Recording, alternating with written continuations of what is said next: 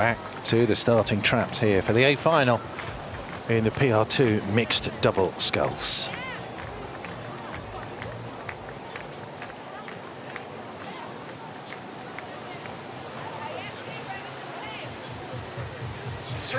minutes.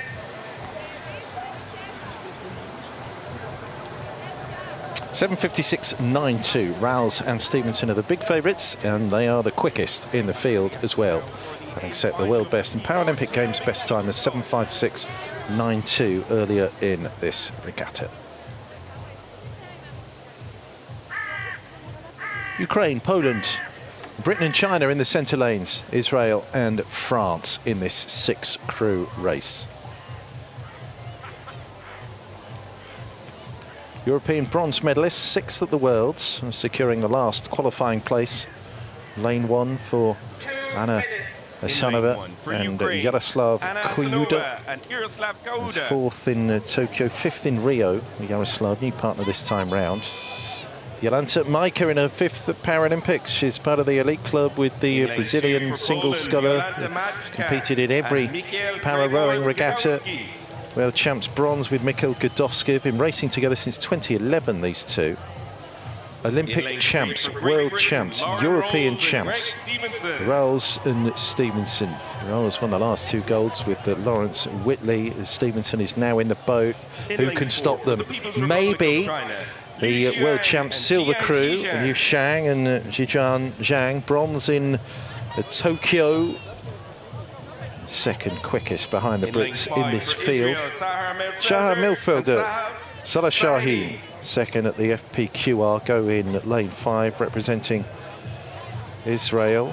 And Davier and Bouge, FPQR qualifiers, just off the podium at the Euros. Bouge with 2 medals down the years at para-rowing regattas, silver in 2012, bronze with 2016 in this event with Stefan Tardieu, who's coup de baton today here at Vers-Saman. Davier is in the boat with Pearl Bouge now for France in lane 6.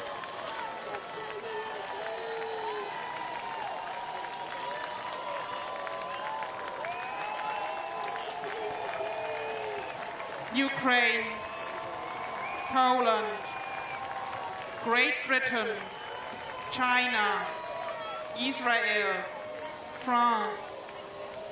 Attention.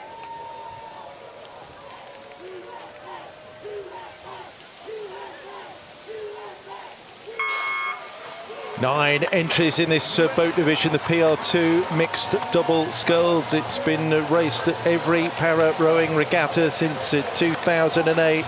The huge favourites are Rouse and Stevenson in lane 3 for Great Britain. Lauren Rouse bidding to become the first British rower to win 3 Paralympic golds, lining up with Greg Stevenson, who is the new partner, replacing Lawrence Whitley, who shared those golds with Rouse in 2016 and 2020.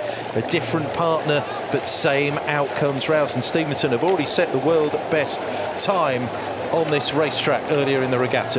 Well, the last time we saw these two lead crews, China and Great Britain, face off was at the World Championships last year, and it came down to just the closing strokes in that race to decide the gold and the silver. Looks like China is out to employ the same tactics again and see if they can't rattle the British here early on, but it is the British crew just holding on to just maybe a deck deficit at this stage, and we're going to see them come on very strongly through the middle of the race course if history is any tell about how this race will unfold. The trailing 4 crews, it does look like it is France that is getting the best of the rest at the moment on the bottom of the picture there, but here we're looking at the Chinese lineup doing really well out in front and just holding on to that very slender lead between themselves and Great Britain. Yeah, you can't discount the experience of the Chinese. Chinese crews have been on the podium in this event at every single para-rowing regatta. They won gold in the first 2 events in 2008 and 2012. Shannon Zhu and Fei and Liu, and then Liu and Fei with the silver medal performance behind Whitley and Rouse on the lagoon in Rio. They were bronze behind Whitley and Rouse, and Vandermeer and Corne de Koninck and the Sea Forest Waterway 3 years ago in Tokyo. So great heritage there. And China, they're going well. China are going well. It does look like they've maybe extended that lead a little bit, but just being tracked very closely by that British boat. British boat probably not going to be one to get out and have a super flashy start in the first 500 meters or so. They're going to be more patient and rely on that base fitness through the middle of the race. We're going to see them even let this lead go out even a little bit further, as I said, that crossing over the first 500. China first across, followed by Great Britain. Then a big charge from Israel here to move through France in the last 250 meters or so. Israel now in that bronze medal position.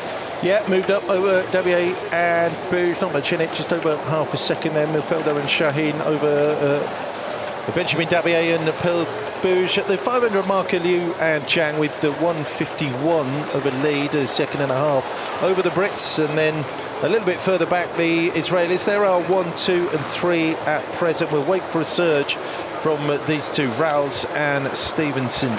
Twice a Paralympic champion already, Lauren Rouse, become really the poster athlete of this event in the last few years. Those victories with Lawrence Whitley, Rio and Tokyo, return to the event in this new look combination in 2023 with Greg Stevenson, the former Royal Engineer Commando. But work to do to get up to the Chinese here. There's plenty of time though. Well, what are we seeing here from this Israeli combination challenging the British here in the second 500? This is something I would say a little unexpected from this Israeli duo to be rowing toe-to-toe with the British world best time holders and defending world champions just 2 lanes away from them. Huge move from the Israelis here and pushing up into the Chinese even. Yeah, terrific here from Milfelder and Shaheen. These are dangerous outsiders. Weren't automatic qualifiers for this para rowing regatta. Had to come through the FPQR. They were second in that even, behind the French, Bouge and Taldieu. This is interesting. This is really interesting. There's real work here for Rouse and Stevenson to do. I'd say this is getting a little dangerous for Lauren Rouse and Greg Stevenson if they're hoping to snatch that gold medal, because it is open water now between themselves and China. That's a big job, no matter what your record is, to overhaul a boat that has a lead like that at this stage in the race, and being challenged on their right by this Israeli crew who is absolutely not going away. Liu and Zhang at the K with a lead of 2.49 over Rouse and Stevenson, and Midfielder and Shaheen just biting at those ankles again. So that is the extent of the fight there between 2 and 3.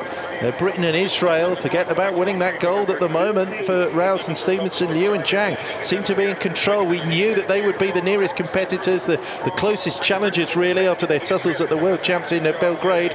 China have done their homework here on how to beat Rouse and Stevenson.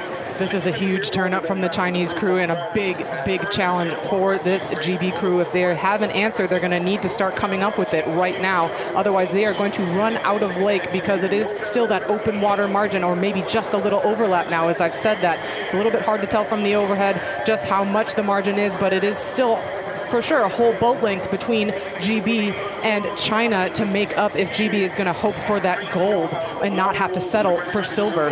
It does look like Rouse and Stevenson are making an impression on this Israeli move. The Israeli athletes holding on to the bronze position, because I do think these 3 crews have pushed themselves away from the rest of the field and are established in those medal positions. But China making really easy work, it looks like, of this GB crew, which is a huge turnaround from what we might have expected going into this final. Yeah, we've said it once or twice, haven't we, in terms of the Chinese and their presence in Europe at some of the big regattas. Don't often make it because of the geographical distances involved. Have raced in Europe just once since those games in Tokyo at the Belgrade Worlds last year, when Britain beat them. But Rouse and Stevenson looking for a huge final 500 here, and they are gaining, I think, here.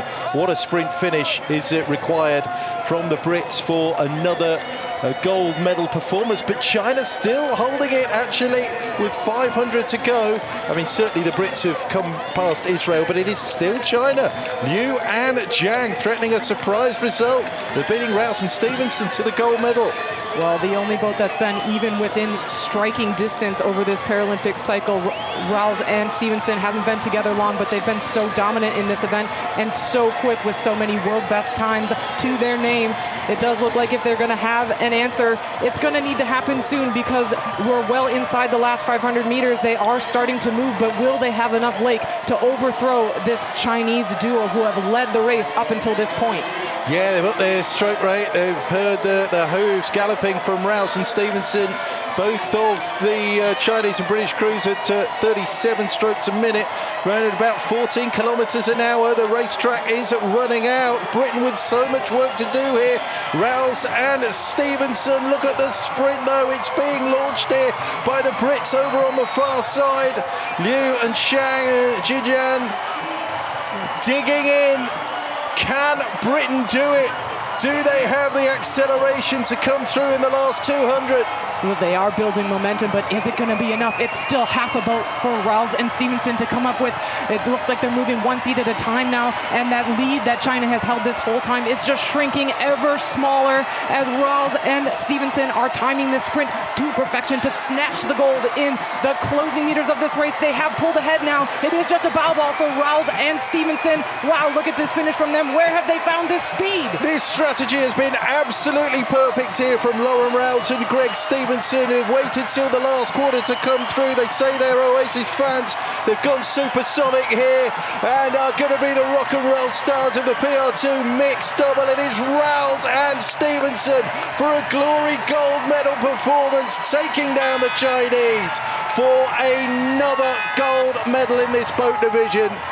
Rouse does it again, this time with Greg Stevenson. Israel hold the podium for a third place finish, and just at the World Champs, just like at the World Champs, Britain have the edge over China. It was looking for so long like the Chinese were going to take down GB, but Rouse and Stevenson, the Queen and the King in this division, do it again. Three-peat win for Great Britain in this boat. What a finish from those two. Well, they really kept us on the edge of our seats, didn't they? They certainly waited until the last minute to pull out the stops for that sprint, but it was really just superbly, perfectly timed. Lauren Rouse didn't look unflustered or just completely unbothered in the bow seat. She knew exactly what they were going to be capable of in those closing meters, and she called it, executed it perfectly, coming away with the gold in those last few strokes over China. So Lauren Rouse becomes a three-time Paralympic champion. They switched it up from Whitley to Stevenson. They mentioned it. They left it late. Or did they? Kind of in control. No, they knew what they would do. They left it late. Yeah, exactly. Okay. But a great show for us. Just thrilling racing in this event. It was so close all the way down the track. We were expecting a move, waiting for it. And they delivered, didn't they? It finally came through there in the last few strokes of this race. And what an effort by this Israeli crew. We saw them feature so strongly early on, got themselves into a great position to get up onto the podium and executed it, holding down that bronze medal position. Now then, that's a third successive gold for Lauren Rouse at the age of just 26. It's frightening what she can go on and achieve. Indeed, her and Stevenson all in. Very impressive record for her. Again, we mentioned earlier in the regatta, she was the one that called up Greg and told him that he'd have a future in the sport. Maybe if he gave it a shot, might be good at it. Never know. Come on down, give it a try. Looks like she has an eye for recruiting and did a great job finding herself the perfect doubles partner for this year's